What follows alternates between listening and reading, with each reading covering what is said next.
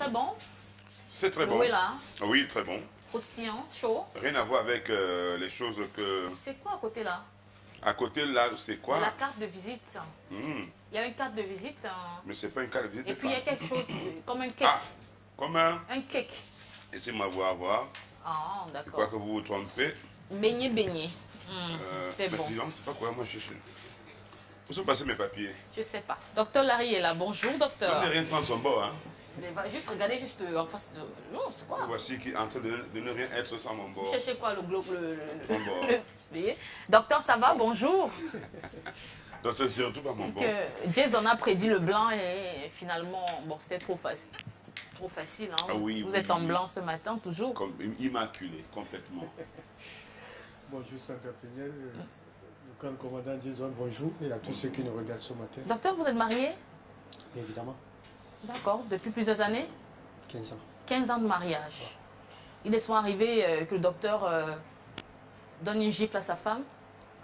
Jamais. D'accord. Il donne plus des bis. D'accord. C'est mieux. Ok, bon, donc après l'émission, hein, je vais vous appeler, vraiment, on va causer. Ah bon? Pour lui dire quoi? Je vous dis que vraiment avec Jason, ça va plus, hein. Je Est-ce cherche aussi mon que bord. vous êtes touché? On va causer après Est-ce que l'émission, vous êtes docteur. touché? Est-ce que vous êtes touché, Sandra? Le docteur a déjà pris mon Je rendez-vous. suis un seul de vos cheveux, Sandra Péniel. Est-ce que Docteur vous a êtes pris touché seulement? 15 ans, 0 gifle. Voilà. Waouh. Docteur Larry, merci beaucoup d'être avec nous ce matin. C'est un grand plaisir et un honneur même d'ailleurs. Et aujourd'hui, on va s'intéresser à une maladie qui s'appelle la tuberculose. Alors, la tuberculose, déjà, première question Sandra. Oui. Ce qui ne fait pas sourire, hein, mon commandant. Docteur, c'est quoi la tuberculose? Voilà, déjà il faut dire que, avant de définir la tuberculose, je voudrais faire cette remarque-là. Harry, vous conviendrez avec moi que de nos jours, il y a des gens qui se comportent comme si la maladie ne concernait que les autres, bien évidemment. Et je fais justement allusion à cette, on n'est pas dit fameuse maladie tuberculose. Parce qu'il faut dire que 90% des personnes sont sujets. Je ne voudrais pas dire que tout le monde est malade. Voilà, parce que, a priori, on parle de tuberculose déjà quand on dit qu'on fait la toux, on fait une toux chronique. Comme pour dire que quand on ne fait pas la toux, on n'a pas la tuberculose. Mais je voudrais dire déjà que la maladie en elle-même, c'est une maladie infectieuse, potentiellement grave. Ça, il faut le dire ainsi. Alors, Et qui touche particulièrement beaucoup plus les poumons. C'est vrai que c'est l'organe principal, c'est les poumons. Voilà. Et comment justement se manifeste la tuberculose, docteur? Voilà, il faut dire qu'il y a plusieurs signes, hein, il y a plusieurs symptômes. Notamment, je voudrais commencer avec l'amaigrissement. L'amaigrissement, bien évidemment. La douleur. Douleur à quel niveau? Au niveau de la poitrine, D'accord, on sent mal là. on sent mal là. Ça chauffe ou bien ça... Ça chauffe sous forme de picotement également. Oui. Voilà. Il y a ce qu'on appelle une perte d'appétit. Vous n'avez envie de rien de mange. Même ce que vous aimez le plus. Quand on vous donne, vous refusez de manger. Bien évidemment. Il y a également une fièvre. Vous faites une fièvre. Ah bon? Voilà, Aussi. accompagnée avec la sueur nocturne. C'est-à-dire vous transpirez beaucoup plus la nuit. Oui. Voilà. Et Même si vous êtes dans la fraîcheur. même si vous êtes dans la fraîcheur, bien évidemment, parce que Non. c'est une infection assez grave. Mhm. Voilà. Il y a l'amaigrissement, il y a la toux, bien évidemment. Voilà. Avec du crachat épais. Voilà. Voilà des signes qui ne trompent pas. Voilà. Cet amaigrissement inexpliqué que vous perdez de poids au fur et à mesure. Et voilà. Mais il faut dire que au-delà de cela, il y a des gens asymptomatiques. C'est-à-dire il y a des gens qui ne développent pas des symptômes, Ah mais bon? qui sont déjà malades. Mais qui sont... Il n'y a pas de signes visibles. Il n'y a pas de signes visibles. Oui. Voilà. Oui. Mais ils sont atteints de Ils cette sont maladie. déjà atteints de cette maladie. D'accord. Alors, docteur, il y a aujourd'hui des couples qui ne s'embrassent plus, donc en bouche à bouche, évite cela parce qu'on évoque transmission avec l'amylase salivaire. Comment la tuberculose se transmet-elle? Voilà, il faut dire que c'est vrai que la Covid, quand la Covid est venue, ça nous a permis de nous rappeler justement qu'il y a beaucoup de pathologies dont les modes de transmission également sont semblables. Notamment la grippe, il y a beaucoup. Voilà. En ce qui concerne la tuberculose, notamment, on parle de transmission par voie aérienne. Bien évidemment, on parle des gouttelettes, comme on en a parlé de la Covid. Voilà, salive. Quand vous toussez, quand vous éternuez, ça, vous pouvez justement transmettre cette bactérie-là à votre partenaire ou bien à votre conjoint ou encore votre voisin, bien évidemment. Ça, c'est... Mais docteur, dites-moi, parce que est-ce que la coqueluche n'est pas à côté de la... Je crois n'est pas très proche de la tuberculose? Non, ça fait partie également des maladies des voies respiratoires. D'accord, dont on va parler certainement bientôt avec vous. Voilà. Y a-t-il une différence entre une infection de tuberculose latente et active? Voilà, ça, la question elle est très intéressante. Justement, voilà pourquoi je parlais des cas de personnes asymptomatiques. C'est-à-dire l'infection de tuberculose latente, c'est-à-dire vous vous faites contaminer, par contre vous ne développez pas de symptômes. Pourquoi? Parce que vous avez une immunité assez, je ne voudrais pas dire le sang fort, parce qu'il y a des gens qui disent toujours que c'est parce qu'ils ont un sang fort. Il n'existe pas de sang fort. Voilà, l'immunité, vous avez une immunité optimale, d'où la maladie. Je voudrais dire que la bactérie va adopter ce statut qu'on appelle stade dormante. Là, c'est là, ça dort, ça sommeille.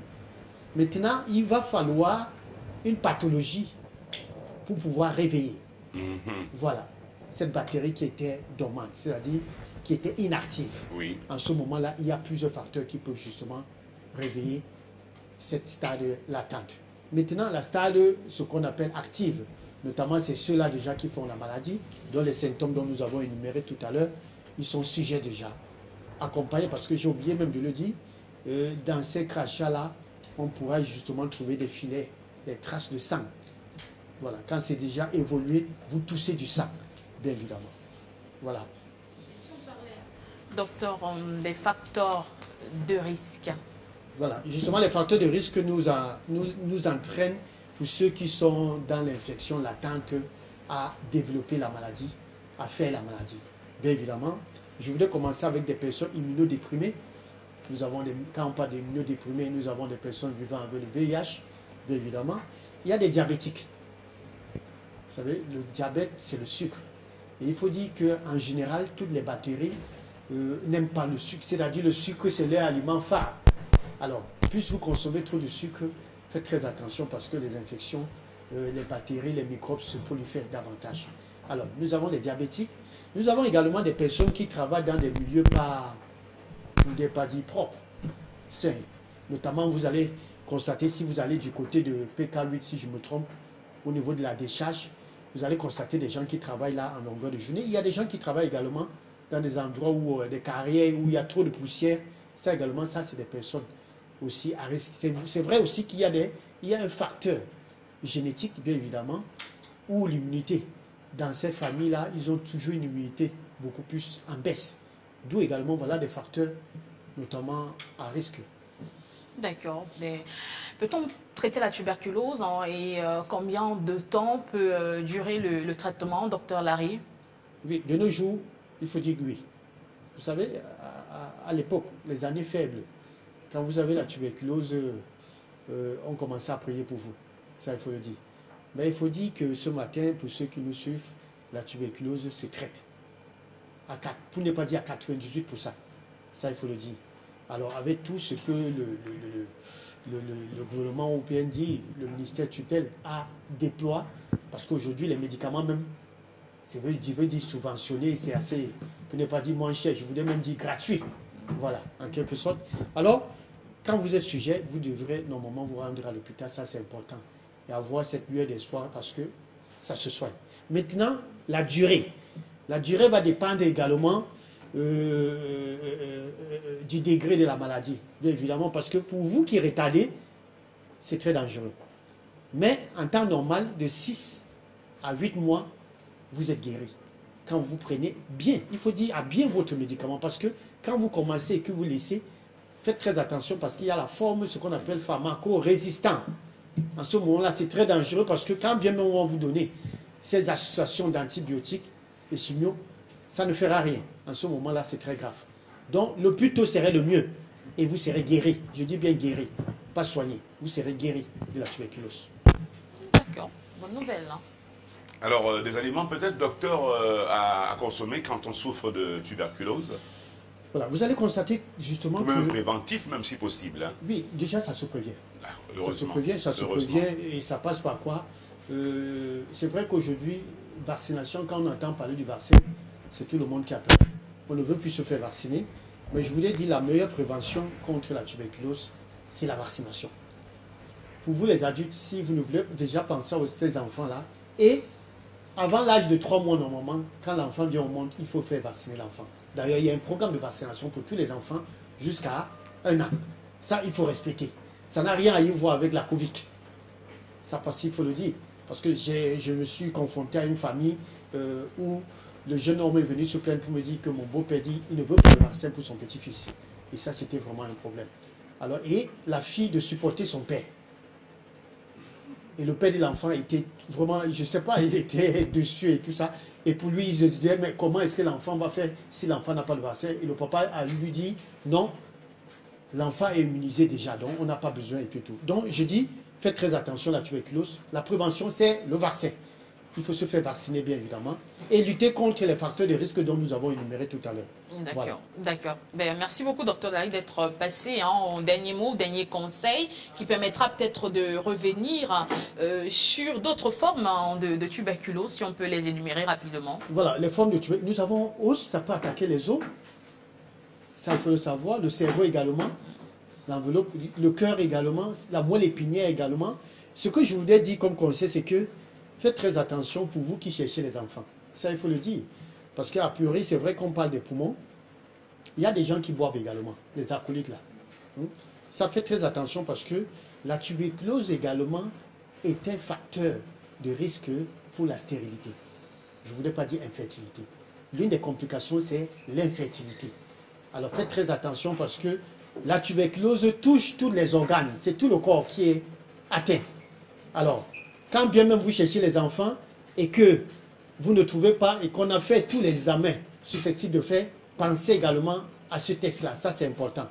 Vous pourrez certainement être porteur de cette bactérie qu'on appelle bactérie de Koch, ou encore appelée BK, qui est source de problème pour votre infertilité. Donc voilà le conseil que j'ai pu donner ce matin. C'est important. D'accord. Merci beaucoup, docteur. Merci infiniment, docteur, pour toutes ces explications. On aura l'occasion de reparler avec vous demain pour la dernière édition de la semaine. Et au passage, on a rencontré votre sœur. Oui. Je voulais un peu parler de ça ici. Je parlais de ça en off. Nous sommes en off. Ouais, on ne nous écoute pas. Voilà. Dans un restaurant où je l'ai rencontré. Bon, je me cachais un peu, mais elle m'a surpris. Je partageais un petit bouillon de chèvre. Quelque part, elle m'a dit, c'est moi la soeur du docteur Larry. Ah, elle était aussi grande que vous. Elle est même allée jusqu'à me dire, peut-être qu'elle m'a raconté une connerie, que c'est votre soeur jumelle. Moi, je ne savais pas, oui.